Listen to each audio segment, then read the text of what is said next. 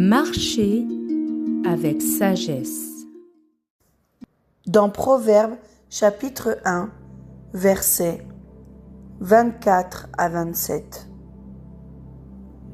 Puisque j'appelle et que vous résistez, puisque j'étends ma main et que personne n'y prend garde, puisque vous rejetez tous mes conseils et que vous n'aimez pas mes réprimandes, moi aussi, je rirai quand vous serez dans le malheur. Je me moquerai quand la terreur vous saisira.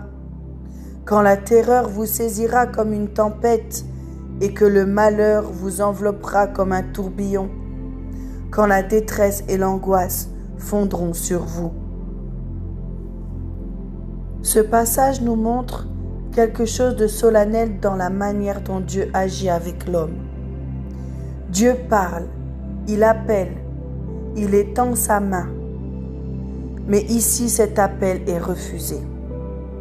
Et ce qu'il faut comprendre, c'est que Dieu ne parle jamais sans intention. Quand il avertit, ce n'est pas pour condamner, mais pour détourner du danger et ramener sur le bon chemin. Mais dans ce passage, l'homme a choisi de ne pas écouter, de ne pas tenir compte des avertissements répétés. Et alors quelque chose change.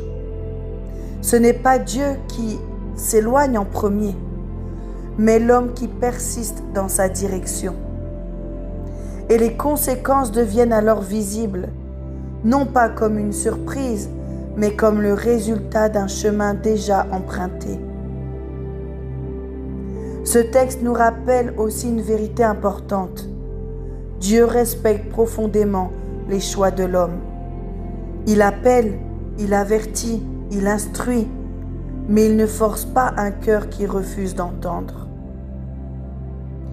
Les avertissements de Dieu sont une grâce, et les ignorer, c'est avancer sans protection dans une direction déjà annoncée.